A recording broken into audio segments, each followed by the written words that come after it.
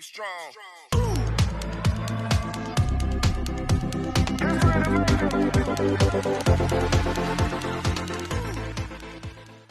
ne suis pas en retard. C'est bon. Tout va bien. Je suis arrivé à poil à la bourre. Le club BDB. Alors, messieurs, qu'est-ce que vous buvez si vous buvez quelque chose? Alors, Déjà, ça c'est... bien sûr qu'on boit quelque chose. Mais nous on boit sponsorisé, ça compte pas vraiment. Alors, messieurs, félicitations. Vous avez là en exclusivité des étiquettes de deux de nos bières. On Ouais. n'a pas encore dévoilé sur nos réseaux, qu'on n'a pas encore dévoilé de manière générale. Donc voilà. Moi j'ai une petite ambrée, je pense que Paul il boit une Neipa. French Pale Ale chez nous. Ok. Voilà pour nous. En Adrien. tout cas, les étiquettes, elles sont de la gueule. Hein. Oui. J'ai très hâte de les foutre dans la déco. C'est du 100% grenoblois. On travaille avec des artistes locaux. Là, c'est un petit collectif de designers qui nous les a fait, qui vient de Grenoble, des gars qui se sont rencontrés à l'école. Et ben on en Et avec des mangas aussi, ouais. on va en parler juste après, si ça vous va. Gardez-en. Gardez-en un peu Ouais, quand même. franchement, c'est vraiment top. Donc, une bière brillée en fût de cognac à la framboise. Les brasseurs de la Jonte. Brasserie du 38 de Catsouzière. Je n'ai pas découvert. C'est à 11 degrés. C'est la meilleure bière pour découvrir la brasserie, mais on va voir ce que ça va faire. Et moi du coup je vais boire le cadeau de Noël d'Adrien qui m'a offert la sirène Mignon. d'une... Ouais, c'est adorable. Il a eu droit... Et t'as pas dit ton cadeau de Noël. Tu l'as même pas mis pour le live, je suis déçu. J'ai un peu pour ça. Ouais, c'est ça, ouais. Et bah enlève-le pas parce que je vais être déçu. Du coup, la sirène, qui est du coup une bière qui vient d'Australie, qui est une saison refermentée en bouteille. J'ai hâte de goûter ça. Donc j'ai une 75 centilitres pour ce soir, hein. Donc si des gens veulent rejoindre... Couvre-feu oblige, vous pouvez pas venir me voir. Je reviens dans 2 secondes, j'ai plus de batterie. Quand on vous dit qu'il y a des soucis sur la chaîne d'Opi System, il n'y a pas que moi. Il n'y a pas que Adrien. Il y a aussi les copains qui finissent... Putain, pardon. Je suis pas sûr de réussir à la recapsuler celle-ci. Bon, attendez, je vais vous faire une petite...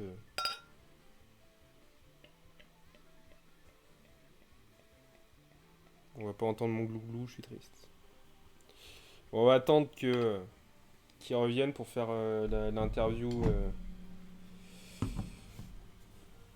Alors, je t'entends plus si t'as essayé de parler. Je sais pas si tu t'es mute. Non, ou t'as pas essayé de parler. C'est peut-être ça. Personne ne veut me parler. Ah, je vous entends plus. Pourquoi je vous entends plus?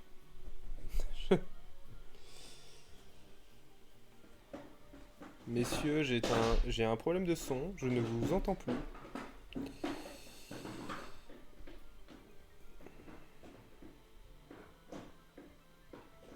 Non, on n'a toujours pas envie. Bon.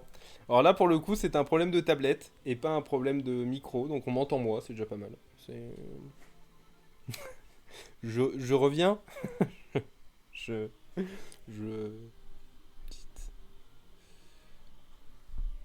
Et là, ça va mieux? Non, on n'a pas... On a... Ça va pas mieux là? Non, vous voulez pas parler? Non. Bon, bah voilà, il fallait un problème. Tac, comme ça les gens...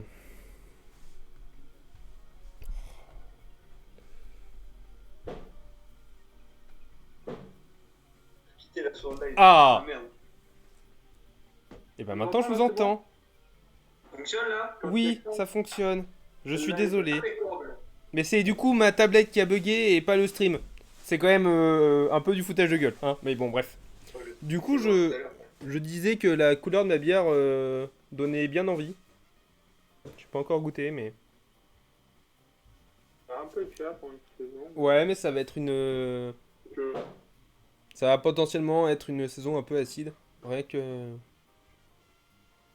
Bon, on était parti pour dire qu'il fallait que vous nous fassiez une petite présentation de vous, de votre histoire, de le pourquoi du comment, de... Voilà, quoi. Je vais pas parler tout seul pendant 20 minutes, les mecs, à un moment donné. Parlez un peu. Bah, avec plaisir. Bon, on va commencer par le commencement. Nous, ça fait une dizaine d'années qu'on se connaît à peu près, Paul et moi. Euh, on s'est rencontrés au lycée, on était dans la même classe en seconde. On a bu nos premières bières ensemble, comme tout bon lycéen qui se respecte. Si on peut appeler ça de la bière, hein, c'était les premiers prix du casino d'à côté pour le coup. La frites. La Mifrix, la fameuse, ouais. C'était pas cher, mais c'était pas bon non plus. Hein. Et donc voilà, ça a commencé un peu comme ça. On s'est liés d'amitié, on a fait plein de choses ensemble, on a vécu plein de trucs ensemble.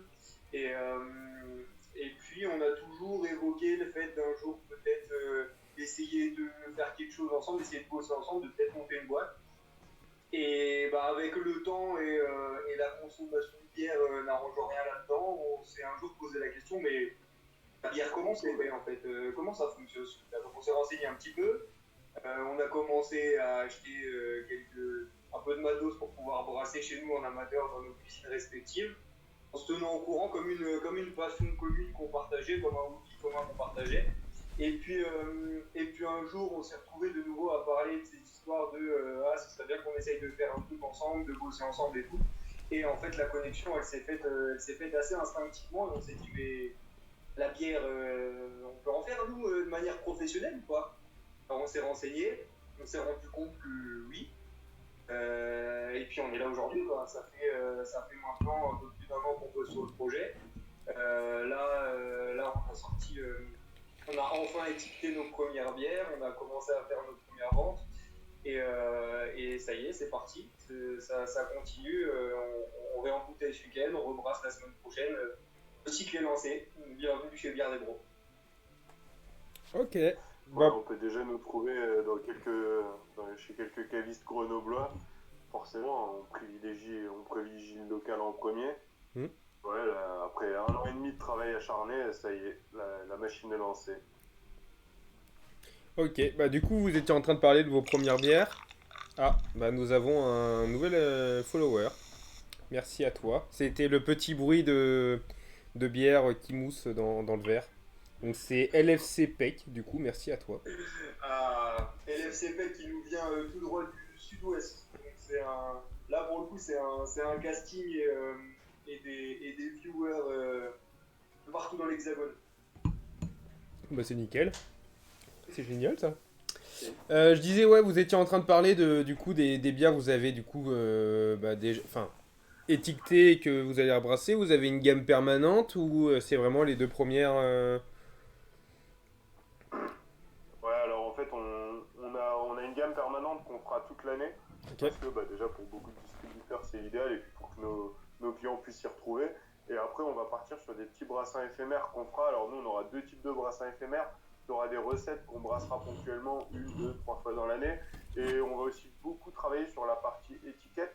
Parce que une bière, c'est forcément le contenu, mais c'est aussi le contenant. Et nous, on est vraiment dans une démarche locale. On veut bosser avec des acteurs locaux. Et voilà, nos étiquettes, on va pas tarder à les dévoiler sur les réseaux. On les a travaillées avec un petit collectif de designers grenoblois, comme on vous le disait.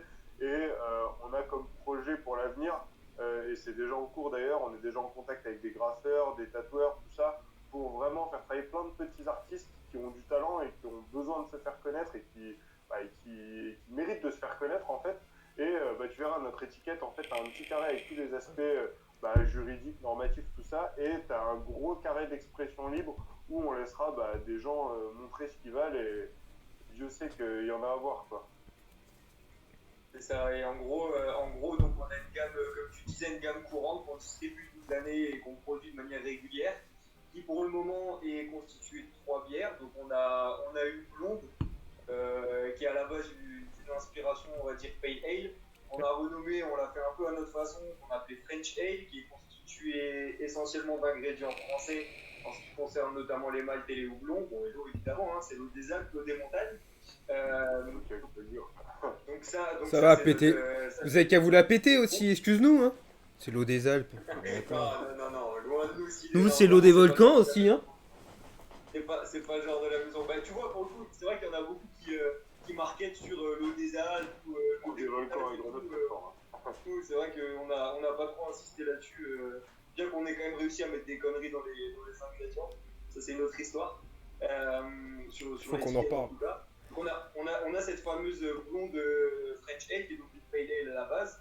Ensuite, on a une NEIPA qui chez nous s'appelle SIPA, Strong Indian Pale Ale. Donc, NEIPA, pour ceux éventuellement qui ne seraient pas connaisseurs, c'est une IPA, une bière assez houblonnée, un petit peu amère, qui est ici brassée avec de l'avoine, qui a une robe un peu trouble, et qui est du coup un peu plus douce que ce que peuvent être les IPA en temps normal. Et puis on a aussi une bière ambrée, que nous on appelle bière pourpre. Elle a une robe assez pourpre, assez rougeâtre, qui vient notamment des maltes torréfiés qu'on utilise dedans. Et donc voilà, là en fait on a notre base de gamme courante avec ces trois bières-là, qui viendra s'enrichir très prochainement d'une bière aromatisée aux fruits, une bière aux fruits, qui est vrais fruits dedans, sans morceaux, c'est promis. Qu'on est encore en train de terminer de développer et qu'on va très prochainement brasser en plus gros volume pour pouvoir la distribuer. Donc nouvelle étiquette à venir aussi, qui sera tout aussi sympa que les autres. Et voilà en gros pour la gamme qu'on va distribuer à l'année. Ok. C'est cool. Ouais, après, comme tu disais, l'idée de faire de la. Enfin, entre guillemets, de promouvoir son eau et compagnie, il y en a beaucoup qui le font, je suis d'accord avec toi. Ça se voit surtout. Enfin, je rebondis sur ce que tu disais, mais ça se voit surtout quand tu as des brasseurs au niveau enfin, des Alpes, de montagne ou quoi que ce soit. L'eau est importante pour brasser. Alors, oui, tu faisais une aparté sur ceux qui connaissaient pas forcément Neipa. Moi, je voulais rajouter qu'en plus d'être un peu plus douce au niveau d'amertume, tu as aussi beaucoup de l'aspect fruit qui ressort. Pour ceux, enfin, moi je pense que pour ceux qui aiment pas, enfin, faut quand même aimer l'amertume pour boire une Neipa aussi, hein, mais ceux qui ont, je sais qu'Adrien par exemple préfère les Neipa aux IPA. Moi je suis plus Tipa, moi tant que ça m'arrache la gueule, voilà, hein. Moi plus c'est amer, mieux c'est. Et puis toi. Ouais, mais quand tu veux. Si tu veux faire des idées juste pour tester un truc et je suis là. Non mais très clairement, Adrien est témoin, je suis là, s'il faut. On salue le sens du sacrifice. Hein, pour le coup. Oui, franchement les mecs, si vous avez besoin d'un sacrifice, je suis là. Bon, je me sacrifie pas, j'ai pas trop peur, mais non, mais ouais, et en plus, enfin, La brasserie avec toi, on va te sacrifier. mais t'inquiète, on viendra. Parce que Grenoble, Clermont, c'est pas super loin non plus, les mecs, vous êtes au courant. Bah non. Qu'il va falloir nous... Les gars, Mais on viendra, on a dit avec Adrien qu'on améliorera post-Covid, si un jour on s'en sort, qu'on améliorera les lives en essayant de faire en sorte que le live se fasse directement dans une brasserie, ou en tout cas même le fait de revoir des gens qu'on a déjà vus, parce qu'on essaie de réinviter pour voir les évolutions aussi. On l'a fait avec Brasserie Second Degré qu'on a eu sur le premier format de vidéo, donc là on les a eu de nouveau. On va essayer de reavoir Fauve. Je pense pas qu'ils nous disent non, mais c'est juste qu'il faut qu'on trouve le créneau de quand ils ont un peu de temps. Mais ouais, le but du jeu, c'est vraiment d'aller dans la brasserie ou en tout cas d'aller avec les gens et d'aller discuter directement avec eux. Et du coup, il y aurait entre guillemets qu'une caméra, donc je pourrais pas me planter de position de Paul et Adrien. Ça sera plus simple. Non, mais voilà, non, mais du coup, si on se sort du Covid un jour prochain, si je puis dire, le but, ça serait d'aller directement voir les gens et au pire des cas, comme tu parlais tout à l'heure en off, les vidéos sur YouTube, avant on faisait aussi des vidéos où on allait visiter le but aussi c'était d'aller visiter des brasseries ou de parler bière. Et pour visiter des brasseries, il faut qu'on ait le droit d'aller visiter des brasseries et c'est un peu plus compliqué. Mais... Ouais, les gars, quand tout ça se sera calmé, vous êtes les bienvenus. Hein. Vous êtes les bienvenus pour faire un stream chez nous à la brasserie, pour venir visiter, faire une vidéo. Quand on se fera un plaisir de vous montrer comment on est installé à Grenoble et je vous assure quand je dis pas trop mal. Même si c'est Grenoble, On attend. Pourquoi ça j'ai dit quelque chose. Ouais. J'ai dit quelque chose. Non, mais ça va, c'est que je clash les Parisiens, donc je peux clasher un peu les Grenoblois. J'attends de trouver une brasserie aurillacoise, juste pour lui demander s'il y a autre chose que de la bière aurillac, mais j'ai pas encore trouvé de brasserie aurillacoise à inviter.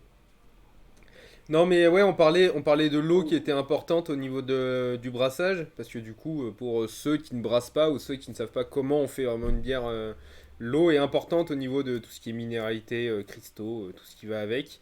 Et du coup, il y a des gens qui parlent de l'eau qu'ils ont utilisée. Il y a des gens qui vont utiliser une eau et qui vont la traiter et du coup utiliser on va dire des ingrédients, si je puis dire comme ça. En plus, je pense à Tanguy, à qui on parle beaucoup, du coup, au grand con, si jamais il se manifeste. Je pense que Cyril, du coup, Bearded Berserker, j'arrive toujours pas à dire son nom, qui est dans le chat, je pense qu'il le fait aussi un peu, je crois. Hein. Du coup, traiter un peu l'eau pour faire en sorte qu'elle soit un peu plus neutre, le plus neutre possible. Voilà, donc Cyril disait que oui. Voilà, donc l'eau. À l'octa, mais si tu maîtrises un peu le truc, tu peux faire de l'eau ce que tu veux. Et Ouais, d'ailleurs, un bon brasseur, il va justement jouer sur les profils minéralogiques de son eau pour obtenir le résultat qu'il veut, quoi. C'est qu'en fait, dans l'eau, bon voilà, sans rentrer trop dans le technique, tu as 4 trucs qui rentrent en compte. Le premier, c'est le pH. Le pH, faut pas oublier que ça a été inventé par un chimiste de Carlsberg. Hein. Ça a été inventé pour la bière. Donc, le brasseur qui sait pas combien est son eau en pH, bon, faut se poser des questions, quoi. Ensuite, le deuxième truc, c'est le calcium. Le calcium, ça te sert pour tout dans le brassage. Donc, tu es obligé de connaître ton taux de calcium dans ton eau. Et après, tu as le ratio. Ouais, je vois qu'il le dit dans le chat. Là, il en parle du chloride. Donc, c'est les chlorures. Tu as le ratio sur le sulfate sur chlorure qui est hyper important. Bon, après, là, pour le coup, c'est hyper simple. Hein. Plus tu veux une bière qui a du corps, plus tu vas aller chercher des chlorures. Plus tu veux une bière plus sèche, type IPA, plus tu vas vouloir des sulfates. Voilà. En vrai, c'est de la chimie, mais c'est pas si compliqué que ça en a l'air.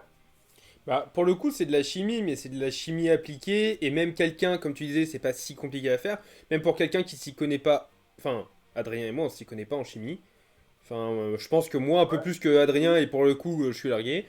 C'est entre guillemets de la chimie appliquée. Et en fait, Enfin, une fois que tu t'y plonges un peu dedans, ça se passe, quoi. Mais pour le coup, ça se Ouais, passe. y a pas 30 trucs. Ouais, c'est ça, En fait, c'est pas super nous, on est compliqué. bon exemple, hein. On ne connaissait pas et on a appris en se formant, on a appris sur le tas et tu vois, on y arrive alors qu'on n'est pas du tout ni l'un ni l'autre un domaine qui se rapproche de près ou de loin de la chimie, quoi. Donc, c'est même quelque chose que moi, perso, en tout cas, je suis plutôt à l'époque du collège, lycée et tout. Donc, non, c'est accessible. Mais en tout cas, l'eau, c'est vrai que c'est primordial pour la qualité de la bière. Après, tu vois, nous, du coup, voilà, pour faire la brasserie, on s'est vraiment intéressé au truc, on a fait des formations professionnalisantes, etc.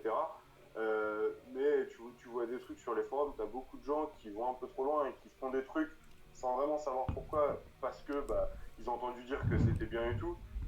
Ouais. Pour faire de la bonne bière, ça reste très simple. Et voilà, faut mettre sa petite touche personnelle. Chaque bière est différente. Pour faire une mauvaise bière, si tu fais attention à l'hygiène, si tu mets des matières premières de qualité et tout, c'est quand même compliqué. Et chaque bière est différente. Et en vrai, chaque bière s'apprécie indépendamment, quoi. Ouais, et puis comme Il on n'y a a pas pu. besoin d'avoir fait un bac plus 10 en chimie pour faire de la Ah bonne non, mais bière. ça c'est sûr. Et je pense que une personne qui a bac plus 10 en chimie, s'il a rien d'autre à côté, il fait pas une bonne bière. En même temps, on va quand même rester d'accord sur un point, c'est que les bières pour améliorer les bières et les recettes, on y va aussi à tâtons. Enfin, il faut savoir des choses, il faut se renseigner sur des choses pour brasser, certes, mais il y a pas mal de recettes, voire presque toutes, où en fait tu fais ta recette, c'est bon, mais ça pourrait être mieux, tu vas changer bidule.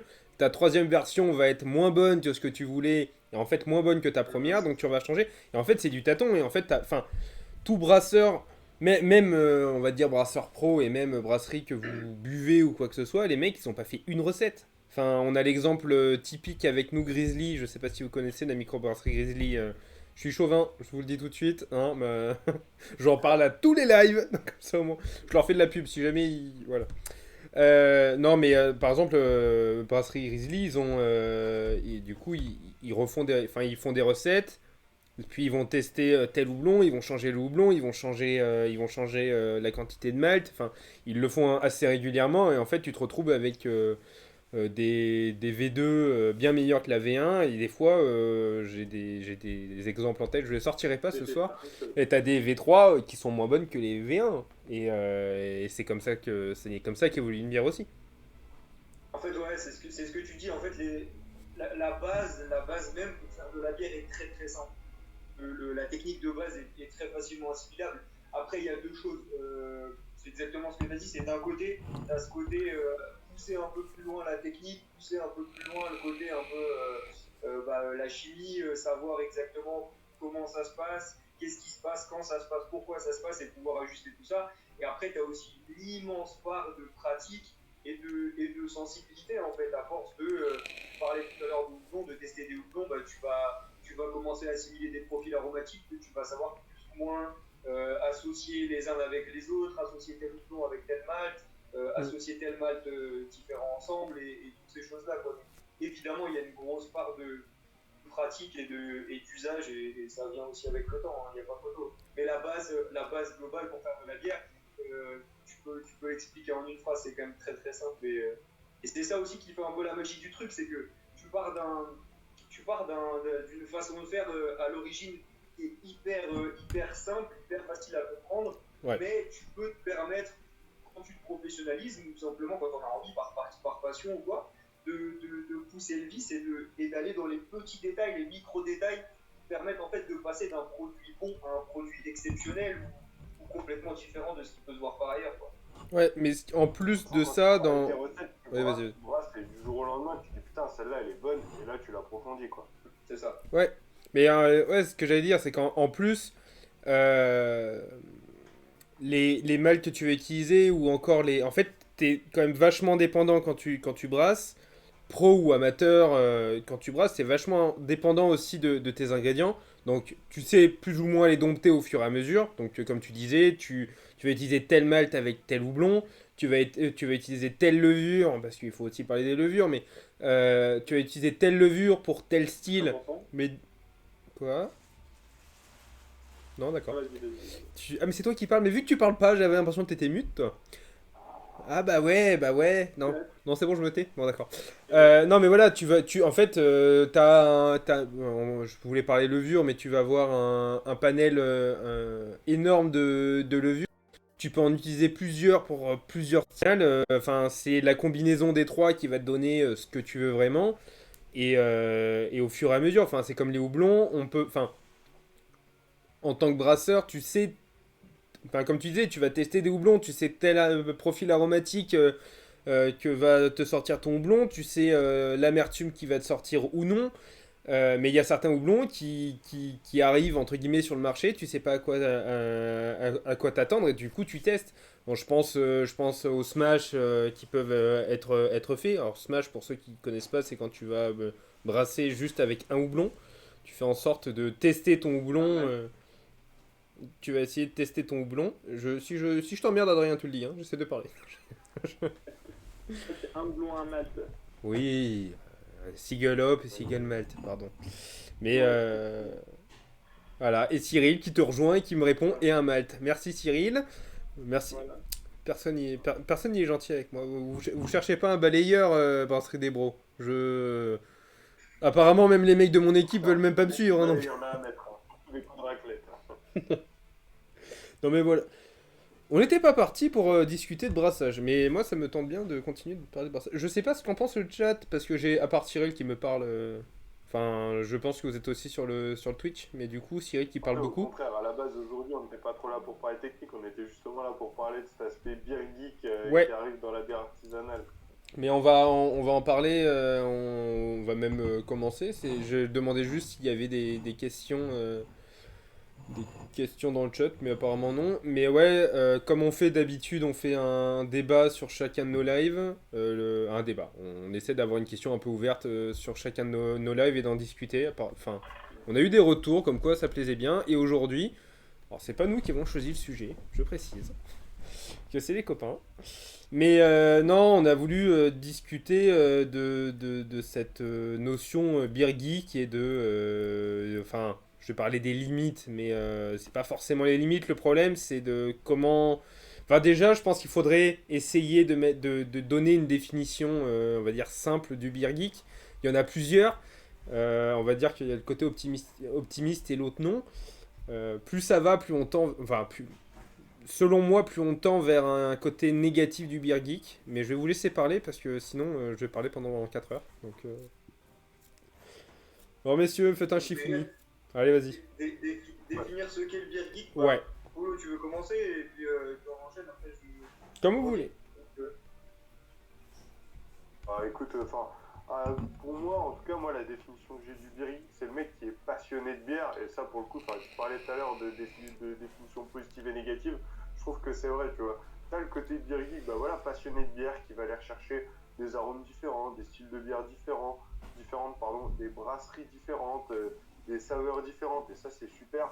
Après, t'as le beer geek qui va passer, tu vois, le beer geek un peu limite frimé au teint, tu vois, qui va aller regarder un gars et lui dire bah oui, bien sûr, c'est tel style de bière, c'est tel style de bière.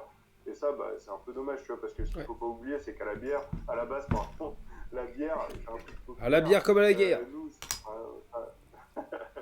c'est un truc qu'on nous a dit et qui est vrai, c'est que la bière, c'est un lubrifiant social. C'est que tu vas dans des bars, t'as des mecs de tous horizons, de toutes cultures, de tout niveau social, différentes, qui boivent une pinte ensemble au comptoir. Et c'est vrai que c'est ça la bière, tu vois. Et donc, du coup, bah, c'est dommage comment dire, de la rendre pas accessible, alors que c'est pas vrai, c'est pas le cas. N'importe qui peut boire une bonne bière et l'apprécier, tu vois.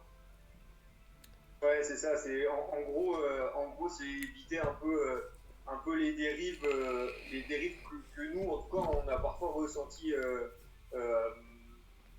dans ce sujet-là. C'est en fait finalement les gens qui créent un espèce de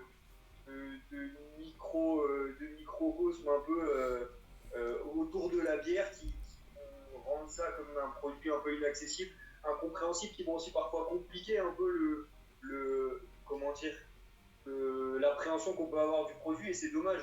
C'est dommage parce que pour nous, c'est vrai que c'est avant tout plaisir, du partage, et puis en fait, à partir du moment où le produit te plaît, à partir du moment où tu aimes ce que tu bois, mais tout le monde n'a pas forcément la volonté, la passion ou la sensibilité d'aller chercher derrière exactement ce que c'est en termes de type de bière, en termes de produits utilisés, etc.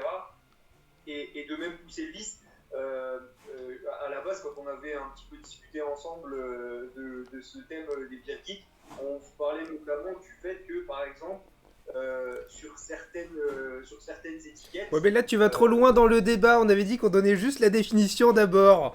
Ah, pardon. Ouais, non, mais parce que sinon, tu vas faire comme moi. Tu vas parler pendant 4 heures. Je Non, participe un peu. Bon, sur le principe, en tout cas, Oui. dans les grandes lignes, c'est vrai que, en tout cas, moi, à titre perso, bière geek, c'est pas toujours un terme que j'utilise, enfin, c'est un terme qui est pas toujours valorisant, parce Ouais. qu'il y a effectivement tout ce côté où ça va parfois trop loin, en fait. Ça devient en fait des discussions et des sujets d'initiés, comme si la bière était un produit d'initié, alors que pas du tout. La bière, c'est un produit très raffiné, qui peut être hyper diversifié, qui peut, voilà, il en existe de plein de sortes différentes, de plein de saveurs différentes, de plein de drogues différentes, etc.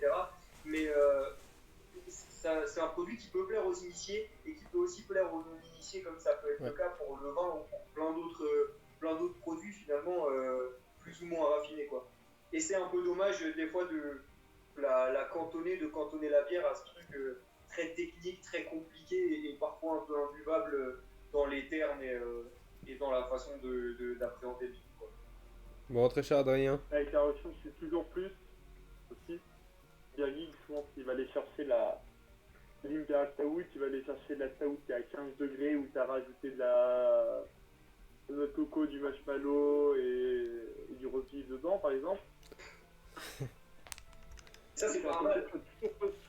Ah oui, c'est pas forcément mal, mais genre, ce qui délaisse aussi un peu les types, comme par exemple, les simples, la plupart des bières geeks, ils vont plus aller se porter sur des double IPA et double DDH, plutôt que double DDH, double dry hop. Double DDH. Plutôt qu'aller se poser sur une petite télé toute simple, une petite IPA toute simple, ou plus aller voir la double NEIPA, je sais pas quoi. Ouais. Et comme on parlait aussi tout à l'heure des brasseries qui faisaient une V1, puis après il a retravaillé une V2, une V3, souvent le problème c'est que tu bois une bière, tu la bois une fois, t'aimes ou t'aimes pas, souvent quand une bière bic, il la revoit pas après. Il voit pas son évolution, 6 mois après, ça se trouve, elle a rien à voir la même bière, il va rester sur son premier avis, sans évoluer dessus, sans la regoûter. Une bière est totalement différente en fonction du contexte dans lequel tu la bois, du coup de la version aussi dans laquelle tu la bois. Voilà. Ouais, puis en plus, enfin, pour reprendre ce que tu dis, ça reste de la bière artisanale, c'est-à-dire que c'est un produit vivant, c'est un produit qui n'a pas une stabilité parfaite comme on peut l'avoir chez les grands groupes qui vont pasteuriser leur bière, filtrer mécaniquement, etc. Donc c'est vrai que c'est dommage de s'en priver. Après, le fait d'aller chercher des bières très très particulières, ça dépend pourquoi tu le fais en fait. Moi, je pars du principe que si tu le fais parce que tu as déjà un palais incroyablement développé, que tu as déjà énormément travaillé, que tu as déjà goûté des milliers et des milliers de bières et que tu as besoin d'un renouveau absolu, je dis pas. Mais ça veut pas non plus dire que, comme tu dis, la paye de base, elle soit tant de base que ça, qu'elle soit si simple que ça et qu'elle n'ait pas aussi son lot de saveurs. Et puis c'est aussi des bières qui sont aussi plus drinkable, tu vois, qui plaisent plus entre guillemets au grand public et c'est dommage de les négliger pour ça en fait. Après, Et ça en fait pas des moins bonnes bières. Après, je vais rejoindre ce que dit Adrien avec le fait de toujours chercher Enfin, on parlait d'Imperial et compagnie. Je pense qu'il y a des bières que les, je veux dire, connaisseurs de bières n'iraient pas tester. Enfin, n'iraient pas tester. Enfin, on parlait d'Imperial, ça me fait penser à une gamme de bière qu'on a goûté avec Adrien. Très clairement, on s'y est lancé parce qu'on avait entre guillemets, le palais pour et la connaissance qui allait avec. Au début, avec Adrien et du coup chez OP System, on se définissait comme beer geek. Le problème, c'est aussi pour ça que je disais qu'on avait le côté négatif du beer geek. C'est parce que, et comme disait Adrien, c'est que le beer geek est souvent connoté, surtout, enfin, de plus en plus connoté, si je puis dire, par le fait qu'il va goûter une bière, il va pas essayer de la retester derrière. Chose qu'avec Adrien, on fait pas. Avec Adrien, on a certaines de nos bières qu'on aime beaucoup. On va pas les boire tous les jours parce que bon, on a aussi une chaîne à faire tourner et qu'on peut pas publier 15 fois la même bière. Non, je rigole. Mais non, mais enfin, on est toujours à la recherche d'aller tester une nouvelle bière, hein, une nouvelle brasserie, un nouveau concept, un nouveau malt, un nouveau houblon. Et le problème de la définition beer geek comme elle peut être vue à droite et à gauche, c'est que, enfin, du côté négatif, c'est que les gens vont pas reboire des bières. Moi, je reste persuadé que quelqu'un qui aime la bière a quand même une bière préférée, ou en tout cas un houblon préféré, ou une façon de brasser tel style préféré, et que, enfin, c'est pas parce que tu l'as aimé une fois que tu peux pas l'aimer une deuxième fois. Enfin, c'est-à-dire que je prends l'exemple, enfin, je me suis intéressé au style Quake il n'y a pas si longtemps que ça, il y a moins d'un an. Je l'ai goûté par pur hasard parce que Cyril dans le chat m'en avait parlé et je me demande même si c'est pas lui qui nous les avait envoyés. Et très clairement, enfin cette bière-là, je sais que, alors c'est la Hornidan de, j'ai perdu le nom de la brasserie. J'en ai parlé il y a pas longtemps. Je vais te retrouver. Bon, Hornindal, qui est une co-IPA, j'étais persuadé que mon style de bière préféré était les IPA. Au final, les co-IPA, enfin, j'aimerais en boire Quake de l'instant. Merci Cyril. Je pourrais enfin, cette bière-là, je pourrais en boire des litres et des litres. Je dis pas que les autres non plus, mais au moins celle-là, je l'assume. Mais ouais, mais voilà, enfin, c'est certes de mon côté beer geek que j'ai découvert cette bière. Mais je suis toujours aussi content de la reboire, même si je l'ai déjà goûté et même si je l'ai déjà présenté sur la chaîne. Donc, dans mon sens, un beer geek, c'est quelqu'un qui s'intéresse à la bière, certes, qui s'intéresse à comment on brasse tel ou tel. Oui, bon, ça va, la phonétique, Cyril, elle y est pas sur la que wake. La que wake. Ouais, la quake. Bref, mais tout ça pour dire que ouais, enfin, un beer geek c'est quelqu'un qui s'intéresse à la bière. Et après pour moi le côté négatif et positif devrait pas y être parce que, enfin, comme tu disais tout à l'heure aussi, il y a toujours je vais dire le bobo, mais c'est pas qu'il est bobo, c'est juste que, enfin, il est persuadé de s'y connaître plus enfin, il s'y connaît plus que le néophyte, mais il est pas obligé de le faire remarquer pour le coup.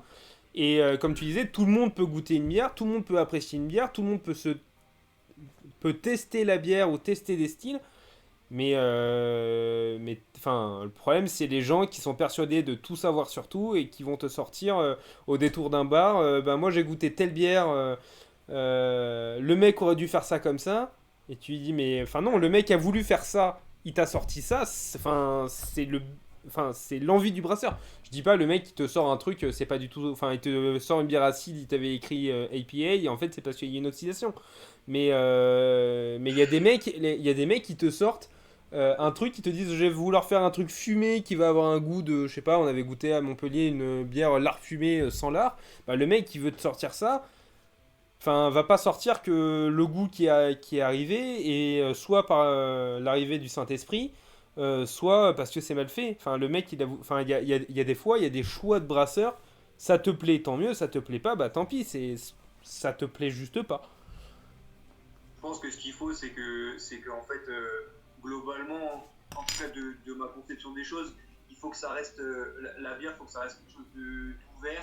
Alors évidemment, il y a des initiés, évidemment, il y a des gens qui sont passionnés et qui s'y intéressent plus. Il faut juste pas en fait stigmatiser le truc, quoi. Il faut que ça reste un truc de partage, un truc de plaisir, et pas que ce soit comment dire, un made initié, et quand bien même ça peut l'être parce qu'il y a le potentiel aromatiquement parlant, entre autres, pour bah, il faut pas que ça se généralise, et particulièrement la craft, elle est un peu soumise à ce jugement-là, parce que forcément les bières geeks sont très intéressés par la craft, et c'est normal parce qu'il y a beaucoup plus de richesse, et pour plein d'autres raisons aussi d'ailleurs. Mais voilà, il faut que de notre point de vue, en tout cas je pense que je peux parler pour deux, il faut vraiment que ça reste quelque chose de faut garder une ouverture d'esprit, et que ça reste grand public, quoi. Faut pas oublier qu'avant tout on fait de la binous pour boire un verre ensemble, Bah, et passer un bon moment. C'est ça la base. Faut aussi éviter d'oublier que la bière de base, ça n'a jamais été connoté comme l'alcool de riche. Enfin, au début, et comme tu disais, au début, quand vous vous êtes rencontrés, vous alliez boire les bières du Carrefour du coin. Je dis pas que, enfin, je parle pas que de la craft, mais on fait de la pub à Carrefour, donc Leclerc et Auchan, comme ça j'en dis trois. Non, je rigole, c'est la petite théorie ça. Mais non, mais ce que je veux dire, c'est que la bière, quand t'es en soirée, enfin, même quand t'es en soirée et que t'aimes pas forcément la craft, le mec qui va acheter de la bière, c'est pas le mec qui va avoir de l'argent à foison, et qui va t'acheter la bonne bouteille de vin parce que le vin ça coûte cher, et le vin c'est bien vu. Faut aussi se rappeler que la bière, ça, enfin, moins maintenant, mais ça a très longtemps été connoté comme l'alcool, on va dire, enfin bas ou moyen budget. On va rester sur bas parce que maintenant le moyen budget, on le voit, et entre guillemets, parce qu'on est beer geek, parce que c'est pas des bières qu'on irait goûter si on n'était pas beer geek. Mais voilà, enfin, aller boire une pression au bar du coin, enfin, tu vas pas boire un verre de vin, tu vas pas boire un verre de vin, enfin. Et la connotation un peu alcool pauvre, entre guillemets, enfin, alcool du peuple, si je peux dire aussi, c'est parce que c'est l'alcool qui coûte pas forcément super cher, c'est l'alcool qui est pas forcément super alcoolisé, et que tu peux t'en envoyer deux trois quilles. Enfin, voilà. Mais maintenant, avec le. Oui, j'ai utilisé l'expression quille. Hein. Je sais pas si c'est. Non. On valide. On valide la quille. Bon, très bien. La quille, c'est à cause d'un collègue à moi qui dit quille tout le temps, et du coup, à force, je dis quille. Mais. Ça passe, ça passe. Ça passe, nickel. Bon, personne m'a rien dit. Cyril m'a rien dit dans le chat, donc c'est bon. Mais ouais, mais au final, enfin, je pense que cette notion-là, faut pas l'oublier, même si maintenant, on arrive quand même sur des bières.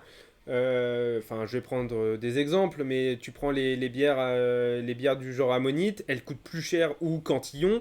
Tu prends des bières en 75 qui coûtent aussi cher, voire plus cher qu'une bonne bouteille de vin. Voilà, c'est pas bas budget, mais par contre, c'est pas le même boulot derrière, c'est pas la même connaissance, c'est pas la même passion, enfin. Tu vas pas aller boire une Cantillon comme ce que tu vas aller boire enfin, je vais prendre Henken en comparaison, c'est dégueulasse pour Cantillon, mais enfin, enfin, même, on va dire enfin, après Cantillon, c'est aussi un style différent, mais voilà, tu vas pas boire, enfin, tu t'achètes pas une Cantillon, ou tu t'achètes pas une Ammonite, comme tu t'achèterais une bière blonde, enfin, pour prendre artisanale, une Pale Ale de ta brasserie artisanale du coin. Donc il faut aussi, je pense que dans la définition de beer geek, et surtout de la façon de voir les choses, faut pas oublier que, enfin, Le mec qui va te sortir toutes les légendes et toutes les explications en te prenant de haut quand t'es néophyte, en te disant la bière, la bière, la bière, faut aussi que... Enfin, moi je sais que j'ai déjà remis en place des gens qui te sortent ça, et tu bois une... Enfin, je vais prendre Balm par exemple, qui a une gamme extrême aussi pour le public de base, et enfin, tu vas pas boire une Balm en te disant, mec, cette bière-là, c'est le saint graal de la bière. Enfin, tu le sais. C'est une bière du peuple, enfin c'est une bière enfin c'est une bière classique, voilà, enfin c'est ça que je cherche depuis tout à l'heure et je m'enfonce dans les méandres, mais il y a le beer geek et le beer snob. Et le problème c'est que enfin c'est Cyril qui vient de le dire, mais dans la grande famille des beer geeks, et ben il y a des beer snobs qui sont beer geeks, mais du coup qui représentent mal l'image du beer geek, enfin l'image réelle du beer geek qui va s'intéresser à la bière. Et un vrai beer geek, je pense que c'est quelqu'un qui veut faire connaître la bière. Enfin, vous deux, vous êtes beer geeks qui veulent faire connaître la bière, sinon vous auriez jamais lancé une brasserie. De un, c'est un plaisir perso certes, mais vous êtes content de faire découvrir vos bières aux autres. Et avec Adrien, on serait pas beer geek à vouloir enfin Adrien et toute l'équipe, parce qu'il n'y a pas tout le monde, mais il y a aussi les autres. Mais on est aussi dans l'équipe Hopi System, on a aussi fait le projet dans le but de faire découvrir la bière, de partager des idées bières, de faire en sorte d'avoir des descriptions de bière. Enfin voilà, et les vidéos, les streams, c'est aussi pour faire en sorte que les gens puissent connaître des brasseries, connaître des brasseurs, connaître des bières, connaître des... Enfin, tout à l'heure on parlait de brassage, des types de brassage.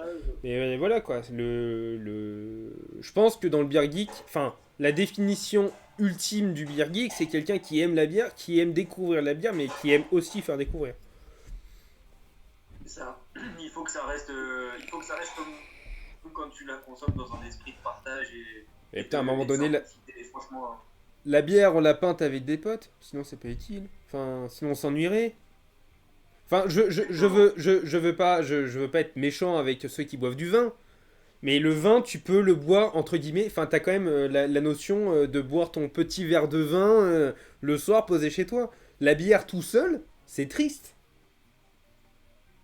J'aime pas le vin. on est tous les quatre en train de le faire. Hein, mais... Pardon. Oui, bon, on n'est pas tout seul. On est avec 9 spectateurs et vous 4. Est-ce que j'ai l'air triste du tout? Non, messieurs. Enfin, oui, mais ça, c'est aussi parce qu'on est beer geek. Et que aller boire une bière qu'on a trouvée dans une cave, on est tout seul, on a envie de la boire, on fait une photo, on en discute avec ses potes. T'en discutes avec des gens. Le vin. Après, moi, mais je pense qu'Adrien en parlera mieux du vin que moi, mais moi, le vin, j'aime pas le vin. Donc, enfin, le vin, je le bois jamais tout seul. Je le bois au repas de famille quand papa débouche une bouteille de 64 et qui te dit « Oh, ça c'est bon !» Et toi, t'es derrière, tu fais...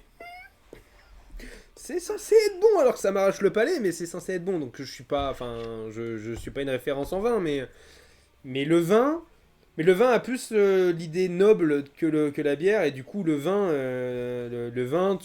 enfin, mais c'est comme, je vais faire une comparaison extrême, le foot et le rugby. J'avais envie de la placer. À Grenoble, il y a du rugby, pardon. Excusez-moi les Grenoblois. Non, il y a du rugby. Aussi, hein. Rouge et bleu, les mecs. Ils sont 3ème de Ligue 2, hein. 4ème. Ouais, ça serait bien qu'ils remontent. Au moins, les Clermontois pourront faire des déplacements, pas à Paris, ça serait quand même ça. Ni à Lyon. À Lyon, ça sert à rien, on gagne à chaque fois. C'est chiant. Personne n'a entendu cette phrase. Non, mais voilà. On était où là? Parce que j'ai parlé de Grenoble, mais. Pour les bières... Bah attends. Les bières snobs aussi, un truc, c'est que bah, on a tous été non initiés et non connaisseurs de craft avant. Par exemple, nous, moi, le nombre de conneries que j'ai dit sur mes premières descriptions sur le système. N'allez pas voir les premières photos, hein. Ouais. Et tout, faut pas oublier, comment dire, d'où on vient, même si ça veut pas dire grand chose, mais on a tous pas été connaisseurs, que si quelqu'un dit qu'il aime une bière et qu'il infâme, on n'a pas le même en comparaison. Voilà. Putain, faire une phrase, c'est compliqué ce soir, Adrien. Elle tape un peu ta bière, non? Ouais. Elle est 11 degrés, franchement, et voilà. ça sent bien le cognac. Mais du coup, on voulait continuer le débat. Beaucoup de cognac. on voulait continuer le débat à ce que tu disais tout à l'heure. En fait, dans l'idée de débat qu'on avait, on avait l'idée de débat sur le côté beer geek et compagnie, mais il n'y avait pas que ça qui posait problème à la brasserie des Bros. On dit brasserie des Bros ou pas? Parce que depuis tout à l'heure... Ouais, on dit Bière de Bro. Ouais, c'est Bière des Bros, c'est Bière des Bros le nom de la marque. Alors, après, bon, la brasserie, par extension, c'est la brasserie des Bros, mais. Bon bah les non, copains, c'est vous bien ne Bière suivrez des pas Bros. ce que je viens de... Bon, j'ai écrit BR.Desbros, ça fait presque bière. Pardon. J'ai cru que c'était brasserie et que le compte s'appelait Ouais, y a juste pas de Bière des souci, Bros. t'inquiète. Mais du coup, comme tu disais, quand on a commencé à discuter du sujet du débat, on s'est aussi dit qu'il fallait qu'on discute de trop ou pas assez d'écriture sur les étiquettes, parce que c'est un débat qu'on a Ouais. depuis 2-3 lives. Donc c'est redondant, certes, mais moi ça me fait toujours autant rire, et en fait c'est surtout vachement intéressant. Vous êtes partisan de pas trop en mettre. Ouais, carrément. Nous, c'est nos étiquettes, si t'enlèves les conneries qu'il y a dessus, elles sont épurées. Hein. Il y a Ouais, ce qu'il faut. on parlera de conneries Non, mais après, tu peux parce mettre que quoi vous sur n'êtes pas tout l'étiquette. seul à mettre des conneries sur les étiquettes de bière. Ouais, mais nous, tu vois, si tu veux, il y a plusieurs trucs. C'est que le premier, c'est de mettre bière, enfin, sur toutes les bières, tu vois, des trucs bière aux arômes florales, légère amertume en bouche. Bah, enfin, ouais, c'est le cas sur tellement de bières que bah, ça sert à rien de le marquer. Et puis en plus, comment dire, enfin, je trouve que c'est dommage de dire à quelqu'un, bah voilà, tu vas boire ça, ça va avoir tel goût. Laisse-le le boire, laisse-le l'apprécier. Tu vois, chacun a un palais différent. Après, tu peux marquer quoi sur l'étiquette? Tu peux marquer les IBU. Bah, les IBU, voilà, c'est chiffré, mais c'est pas une valeur sûre. Parce qu'une amertume, elle va se ressentir plus ou moins en fonction de ton palais. Après, tu as des types d'amertume qui sont différents. Chacun le ressent différemment. Donc, mettre un chiffre dessus, c'est quand même un peu dommage. Et puis, le baisser, bah, c'est pareil, c'est quelque chose que tu vas avoir de visu, mais ça veut rien dire. Tu as des bières qui vont être blanches et qui vont être. Qui vont avoir du corps. Enfin, qui vont être blanches, encore une fois, c'est juste une robe, mais qu'on dit blanches qui vont avoir du corps, tu as des bières qui, au contraire, vont être ambrées mais vont être pour avoir moins de corps justement, donc ouais, c'est pour ça que vu ça sur l'étiquette, nous en tout cas on a pris le parti de pas le faire. Alors je fais juste une petite aparté sur IBU, parce que depuis tout à l'heure on essaye de mettre des noms dessus pour ceux qui s'y connaissent pas trop. Les IBU, du coup, c'est l'indice d'amertume qui est noté, qui est entre 0 et 100 normalement. Bon, il y a des gens qui pètent un câble et qui mettent plus de 100, et du coup c'est un indice qui est calculé. Pour ceux qui aiment les sciences exactes, qui n'est pas calculé, et pour ceux qui sont en bas les couilles, c'est qui est calculé par le brasseur pendant qu'il brasse sa bière. Et il ne prend pas en compte l'amertume qui va ressortir.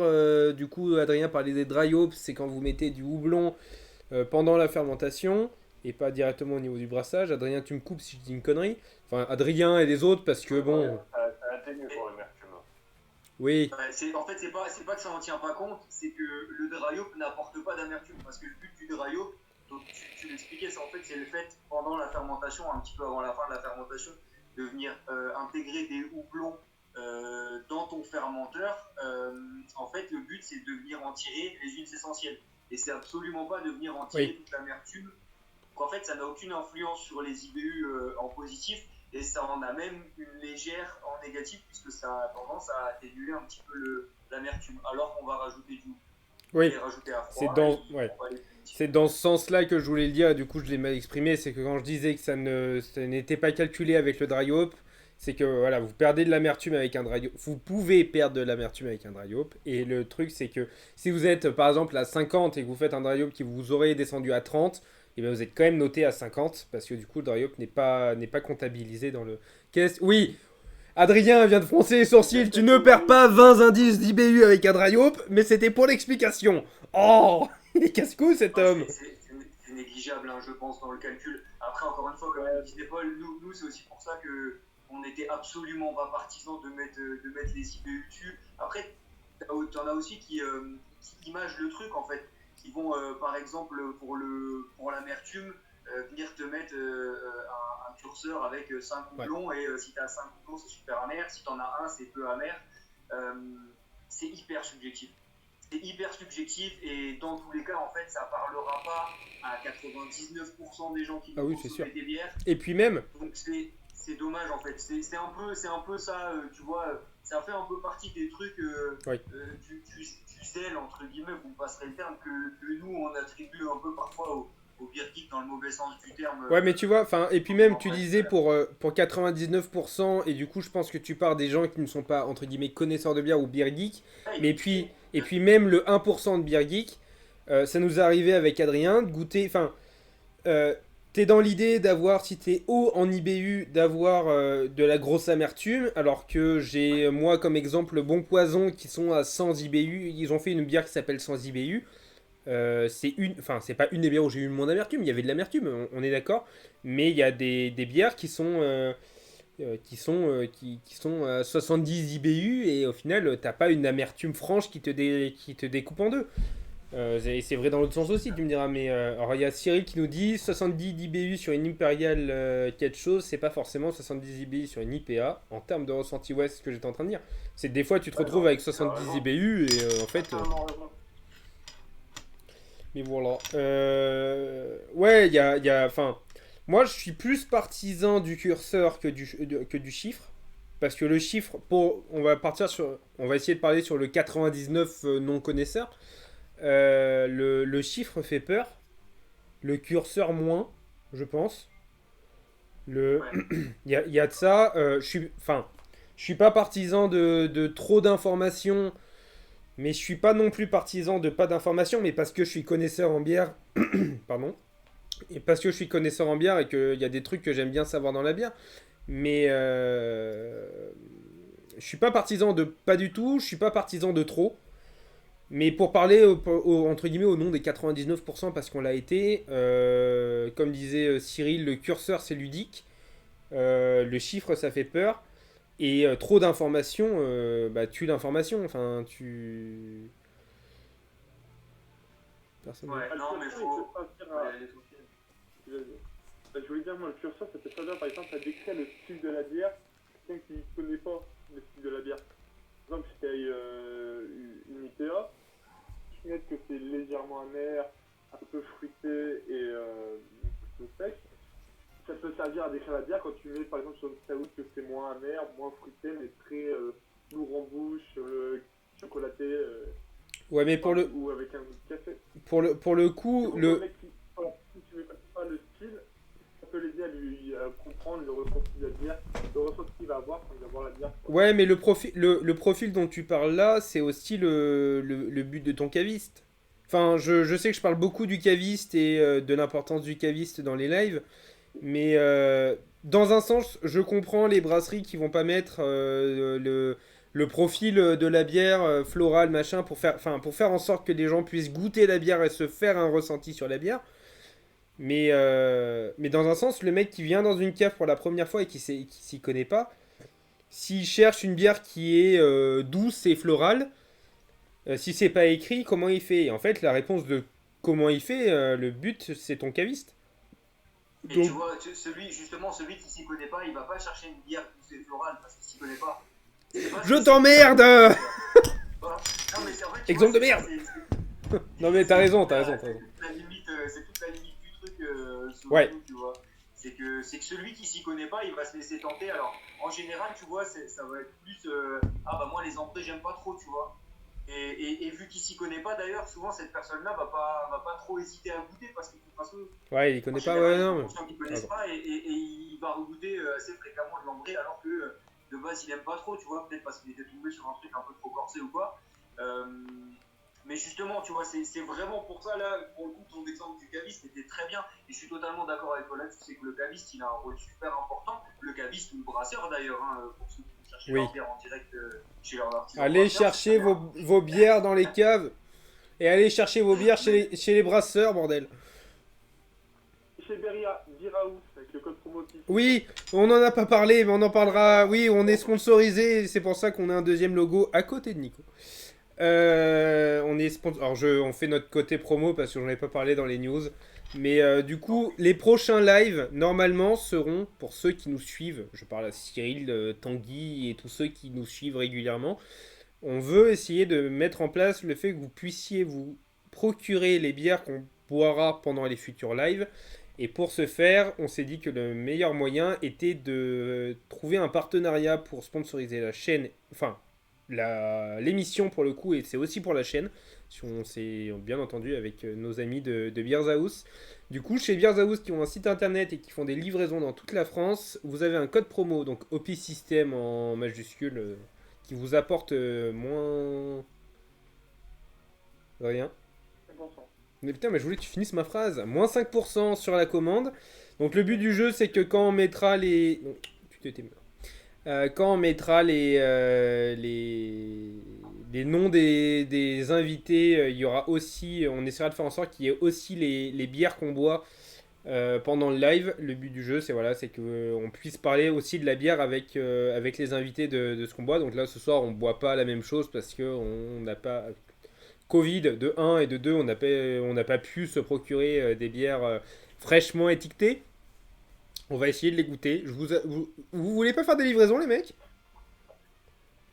Si, t'inquiète, c'est en cours. Ouais, ben voilà. Donc on goûtera, on mettra aussi sur la chaîne celle de Bière des Bros et pas brasserie. Mais voilà, du coup. S'il veut de la bière des bros, avec plaisir. Et voilà, donc vous êtes sur Instagram. Faites votre pub, les mecs. Je finirai mon sketch après. Et ben ouais, vous pouvez nous retrouver sur Instagram, sur Facebook. Vous pouvez nous envoyer un mail à contact@bierdesbros. On envoie dans toute la France. Et si vous voulez, si vous êtes caviste particulier, si vous voulez de la bro, vous inquiétez pas, on saura vous l'envoyer. Donc normalement, c'est le dernier live où on n'a pas les bières dispo à vous partager pour que vous puissiez les boire pendant le live. Donc voilà, le code OP System sur la Beers House. Donc tout est en description de la chaîne Instagram. Voilà, et on va se procurer de la bière des bros, hein, parce qu'il va falloir qu'on fasse notre petite investigation et notre petite publication sur vos bières, et surtout que vous avez des jolies étiquettes, donc on va pouvoir faire des jolies photos. Mais voilà, du coup, ouais, petit instant promo, on est en... Voilà. Donc Beers House, qui est une cave à bière située à Montpellier et qui a 2 bars, un à Montpellier et un à Toulouse, sont sponsors de la chaîne et de l'émission. Et voilà, donc on peut reprendre notre débat. Merci Adrien de m'avoir lancé sur le sponsoring. Une jolie perche. On a un nouvel abonné qui s'appelle LucyGB63. Ça vient de chez nous. C'est officiel. Mais voilà, du coup, oui, nous étions sur le fait d'aller acheter des bières en cave, dans vos caves locales. Parce que qui dit Covid dit soutenir vos locaux. Donc du coup, brasserie, enfin dans les caves locales, dans les brasseries quand c'est dispo. Oui, t'es en train de te foutre de ma gueule parce que je bégayais. Non.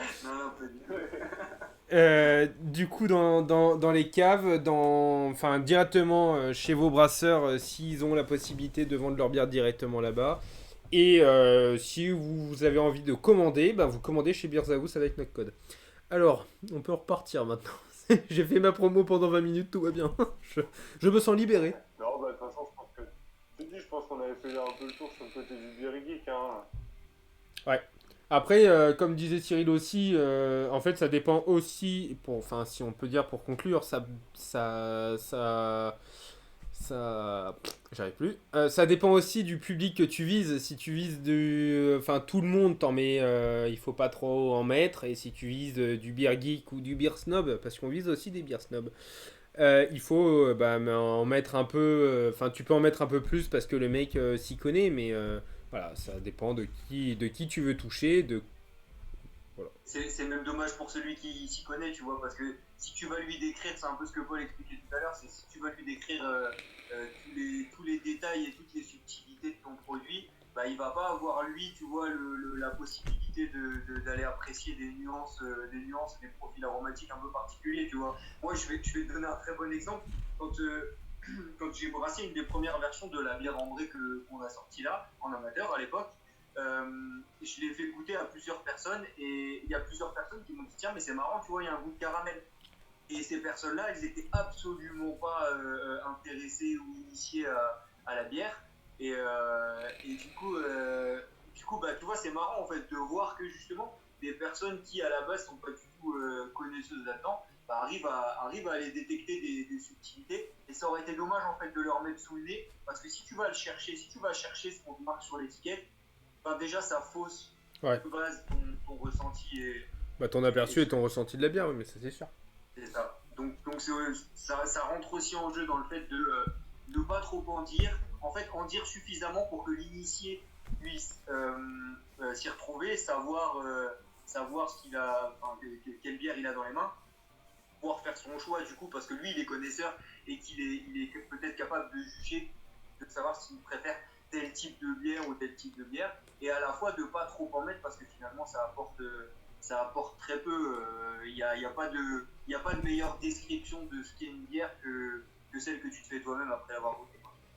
Ouais, et puis ça serait dommage de nous donner trop de descriptions pour qu'on soit en train de juste recopier la petite description pour nos publications. Ça serait con, c'est ça que tu es en train de dire. Tu veux pas que les gens nous... Cyril, moi je suis plus infotechnique type malt, houblon ou levure. Alors on va finir sur ce débat. On met ou pas les levures sur les étiquettes de bière des bros? Le type de levure? Bah, est-ce que tu mets tes levures Rien, mon sur... gars. La référence de la levure. Tu veux la connaître, tu viens brasser avec nous. Ça sert à rien. Non, mais c'est ça en fait, c'est que si t'es passionné, si t'es intéressé au point de savoir quel type de levure on a utilisé, et ben viens nous voir à la brasserie, on fera un plaisir de t'expliquer pourquoi on a utilisé tel type de levure, comment elle fonctionne, et éventuellement ce qu'elle peut apporter si tant est qu'elle apporte quelque chose, parce que t'as quand même des levures qui sont vachement neutres pour certaines. La levure, c'est un très bon exemple. De notre point de vue, en tout cas, c'est typiquement l'ingrédient qui n'a aucun intérêt d'apparaître, en tout cas sur le type de levure, dans la bière. Je veux dire, les seules fois où tu as besoin de savoir que tu as une levure particulière, c'est si tu vas boire certains types de bière, ou de toute façon, implicitement, par le type de bière, tu sauras quel type de levure a été utilisé, tu vois. Ça, c'est vraiment le niveau de détail ultime qui de notre point de vue, c'est pas aberrant. C'est intéressant pour celui qui a envie de s'y intéresser. Ouais. Ça peut être intéressant de mettre ça sur une page produit, sur un site, ou voire même sur une description. Tu vois, si tu vas, je sais pas, faire une espèce de petite fiche produit sous une photo sur Insta pour décrire un peu ton produit, ça peut être intéressant pour celui qui est passionné, initié et qui a envie de savoir le pourquoi du comment. Mais de là à le mettre sur une étiquette, tu vas toucher 0,1% des personnes qui vont lire cette étiquette. Pour moi, il n'y a aucun intérêt, c'est du surplus d'informations. Et c'est même dommage en fait, c'est même dommage encore une fois, de compliquer ce produit qui finalement est simple et je pense doit le rester dans une certaine mesure, quoi. En tout cas en apparence. Bon, pour les habitués du style, vous m'avez lancé une perche, hein. Vous m'avez dit que si je voulais savoir la levure, il fallait que je vienne brasser avec vous. Attendez-vous à nous voir débarquer un jour ou l'autre. Mais les mecs, avec grand plaisir, et venez avec une caméra. Non mais on viendra avec une caméra et on viendra aussi avec les bières qu'on a brassées pour vous les faire goûter, pour avoir un avis. Parce que on l'a pas parlé dans les news, parce que... Des points d'échange, c'est cool ça. Parce que, ouais, du coup, ce que je disais, c'est qu'on en a pas parlé dans les news, on en avait parlé il y a 2 semaines, mais nos bières sont lancées. Enfin, nos bières sont lancées. Nos bières sont en fin de fermentation. On en a deux bientôt à être embouteillées. On va s'amuser dimanche, normalement. Les deux sont embouteillés. Voilà. Donc, vous savez pas, on fera un live Instagram. On fera un live Instagram embouteillage. Bah les gars, nous, entre dimanche et mardi, on a un peu plus de 6000 bouteilles à embouteiller. Vous voyez la différence de niveau entre le côté gauche de votre écran et le côté droit? Putain, je suis à l'envers. Après, si vous voulez en bouteiller, on fait tout à la main. Ouais, nous aussi. Ouais, Mais nous on a moins. Nous on a un peu moins, nous on a 40 litres à embouteiller, les mecs. Bon, c'est manuel dans tous les cas, mais nous ça l'est quand même un petit peu moins de goût. Nous on a plusieurs mecs, on n'est pas obligé de le faire avec. Nous c'est à la main. Nous c'est voilà, donc. C'est par bouteille, c'est très marrant, très long aussi. Mais voilà, du coup pour la dernière info de la soirée, parce que je pense qu'après on va clôturer et on va laisser partir, on va laisser aller dormir les gens ou aller manger. Je sais pas si vous avez mangé, mais si on a commencé tôt. Manger d'abord. Bon. Bah du coup ouais, pour la petite dernière info, du coup on embouteille dimanche avec Adrien. Alors on a des étiquettes, je me suis occupé des étiquettes, c'est des petites étiquettes toutes mignonnes, hein, pour la petite info, Tu disais? Coller au lait les étiquettes? Je sais pas encore coller à quoi, mais ça va être drôle ça aussi. Encore. Bah, essayez avec du lait, hein, parce que si vous avez jamais étiqueté, essayez de prendre un pinceau avec un peu de lait, et le lait quand il sèche avec de la poudre, ça fait une espèce de colle, ça se colle plutôt bien et ça se retire plutôt bien aussi. Ok. De toute façon des bières seront disponibles à vous faire goûter parce que le but du jeu c'est aussi. Enfin, on brasse pour voir si. Déjà on goûte pour vérifier qu'on vous intoxique pas et après. Ouais, non mais la KO, je suis pas sûr de la faire goûter parce que je suis pas sûr qu'elle soit bonne. Mais la deuxième, il y a des chances qu'elle le soit. Donc. Non, parce que pour la petite blagounette. Pour la petite blagounette, on devait brasser il y a 2 semaines le dimanche et on s'est rendu compte que notre colis était bloqué dans le dépôt où on devait aller le récupérer. Du coup, on a dû faire un plan B. On a fait un plan B en faisant une recette vraiment entre guillemets à l'arrache. Donc, on a fait nos 20 litres de. En récupérant des maths à droite à gauche. Ouais, on a les levures à droite à gauche, les fermenteurs à droite à gauche. Bon, enfin bref, c'était un beau bordel. Doublon à droite à gauche. Ouais. Et bon, enfin tout. Honnêtement, tu peux pas trop te louper, hein. À partir du moment où t'as pas d'infection et où t'as pas éventé ta bière, c'est peu probable que ce soit pas bon. À moins que vraiment tu sois allé comme une brute sur les amérisants. Ça peut pas ne pas être bon une bière. Ok, il y a 100 grammes de cascade. Une question, une angoisse? Gâchis. Gâchis. Il y a 100 grammes de cascade et il y a un dry hop sur celle-là. Une question ou pas? Vous voulez en discuter ou... Il y a 50% de blé parce qu'on n'a pas eu assez d'orge. Ouais, je retire ce que je viens de dire, n'empêchait que moi et c'était absolument pas un avis. Je te le refais. En fait, on va t'en envoyer avant même de les avoir goûtés, juste pour que tu les goûtes. Avec nous, en live. On fait ça. Fais-moi rêver. La deuxième, c'est une saison. On avait travaillé dessus, on avait notre recette, on a mieux travaillé, on a mis un peu plus de cœur, tu vois. La première, c'est juste parce on était dégoûté de se dire, on va pas pouvoir brasser, c'est con, et au final, on s'est dit, allez, on brasse un truc. Donc c'est brassé, c'est 25 litres. Si c'est pas bon, on se tapera 25 litres à boire. Voilà. Un peu moins. Il y a Adrien, il y a Lucie du coup qui fait aussi partie de l'équipe OP System qui viennent nous répondre. Moi non plus, je suis pas sûr pour la KO. Elle l'a brassé avec nous, elle est au courant de nos 50% de blé et de voilà et de nos 100 grammes de cascade. Ouais, on a pété un câble. Bon. Le matos. C'était aussi pour tester le matos, c'est vrai. C'est pas faux. Mais voilà. Donc, merci les mecs d'être venus, d'avoir pris du temps pour ce soir. On cache pas qu'il y aura peut-être un live embouteillage à partir de dimanche, si jamais on se chauffe, mais bon, il va être plat le live, hein. C'est une caméra, un micro et... Nous on veut des photos, hein. Envoyez-nous des photos là sur Instagram de votre embouteillage dimanche et puis on vous en fera les photos. Et ben très bien, on fera ça. Une petite comparaison avec grand plaisir. Et puis on vous montrera entre guillemets la robe de notre bière.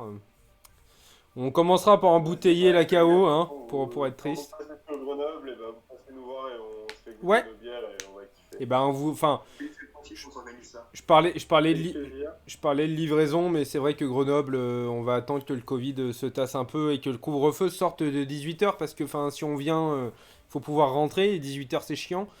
Mais un de ces quatre, on essaie de s'organiser une petite vidéo, pas vidéo, en tout cas, de venir vous voir Grenoble. avec grand plaisir. Grenoble, ça passe. Vous êtes toujours les bienvenus, franchement, c'est un plaisir. Voilà, donc bah écoutez, bonne soirée. Bon appétit, bonne nuit. Merci, les gars. Bonne soirée à vous, bonne soirée à tout le monde, et puis au plaisir. Hein, buvez avec modération, mais faites-vous plaisir. Modération est un ami. N'oubliez pas de l'inviter en soirée. Allez, salut.